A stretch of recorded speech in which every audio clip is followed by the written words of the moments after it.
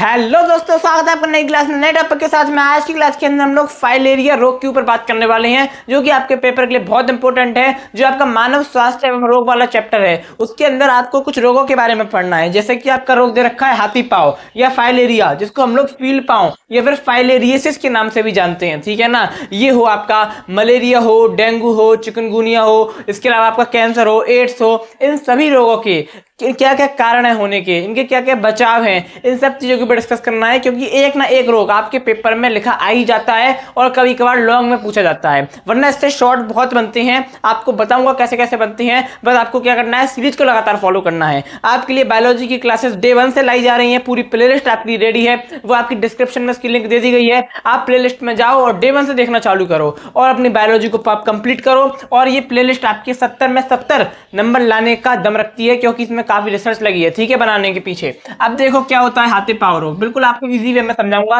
Class के अंदर ही याद करवा दूंगा, ठीक है, बस आपको ध्यान से देखना है। तो हाथी पाँव क्या होता है, तो हाथी पाँव को आप फाइलेरिया कहो या फिर फील पाँव कहो या फिर फाइलेरियसिस कहो, एक ही बात है। इन चारों नामों में कंफ्यूज नहीं होना, इसका नाम ही हाथी पाँव रोग है। हाथी पाँव रोग का मतलब इसमें जो रोगी जो ग्रसित जो रोग से ग्रसित जो मनुष्य होता है, उसका पैर जो होता है वो हाथी के समान हो जाता है, यानी कि फूल जाता है। अक्सर पैर फूलता है, लेकिन कभी कभार अगर हाथ फूल जाए, ठीक है, कोई इसमें वो नहीं है, लेकिन अक्सर पैर फूलता है, तो इसमें किसका नाम क्या रख दिया, हाथी पाँव रोग रख दिया, क्योंकि इसमें जो मनुष्य का पैर है वो हाथी के समान हो जाता है फूल कर, ठीक है।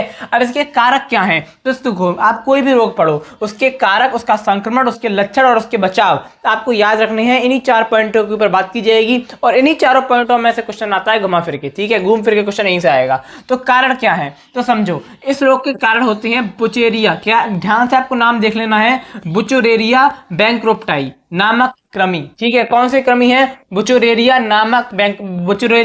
बैंक्रोप्टाई। कौन है, बुचेरिया बैंक्रोप्टाई। ये आपको कृमि का नाम नोट कर लेना है, पहले तो इस पूरे का स्क्रीनशॉट ले लेना है, ठीक है। और जो आपको अलग से आप चीजों को लिखो, मैंने कहा है एक कॉपी लाओ और डे 1 से प्लेलिस्ट को फॉलो करो और लगातार लिखते हुए आओ, फिर आएगा मजा। देखना क्या, फिर आपको पता चलेगा आपके पेपर में यही चीजें आपको दिखाई देंगी, ठीक है, क्योंकि रिसर्च है, इसके पीछे मेहनत है, ठीक है। तो बुचेरिया बैंक्रोप्टाई आपको नाम याद रखना है कृमि का। उसके बाद अगली चीज आती है संक्रमण। तो यह रोग मादा क्यूलेक्स मच्छर के काटने से होता है। ये जो रोग है वो मादा मच्छर के काटने से होता है, सबने जानते हैं, सब बता देंगे, लेकिन ये मादा मच्छर के काटने से होता है। पेपर में ये नहीं पूछेगा, पेपर में मच्छर का नाम पूछेगा। तो क्या नाम है, क्यूलेक्स मच्छर, मादा क्यूलेक्स मच्छर, आपको नाम याद रखना है क्यूलेक्स, क्या, क्यूलेक्स, ठीक है। 2 पॉइंट मैंने आपको बताए, बहुत इंपॉर्टेंट पॉइंट है, मिस नहीं कर सकते, क्योंकि कठिन नाम सोचकर मिस हो जाती है चीजें। बुचेरिया बैंक्रोप्टाई याद नहीं हो रहा, कठिन नाम है, तो चीजें कहीं ना कहीं असमंजस में फंस जाएंगी।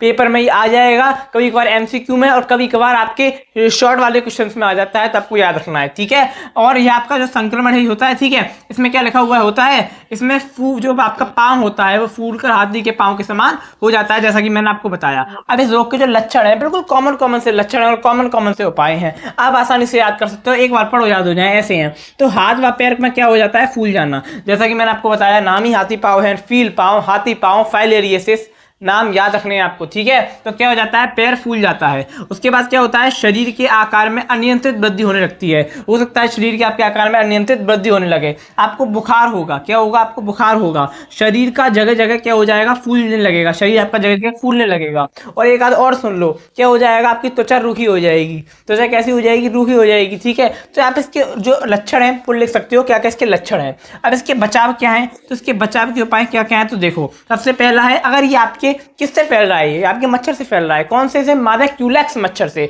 तो इसके बचाव के उपाय भी सिंपल से हैं, मच्छरों से बचाव करना है। तो मच्छर से बचाव कैसे होगा, मच्छरदानी का इस्तेमाल करना, ठीक है, सोते टाइम मच्छरदानी का प्रयोग करें। दूसरा है, शाम के वक्त घर के बाहर पूरे कपड़े पहने या घर में भी पूरे कपड़े पहने, फुल बाजू के कपड़े पहने, ठीक है ना, इस प्रकार की चीजें हैं। उसके बाद क्या रखा है, मच्छर भागने वाली लिक्विड दवाओं का उपयोग करना, जिससे मच्छर भाग जाए, ऐसी लिक्विड दवाएं होती हैं, उनका उपयोग करें, ठीक है ना।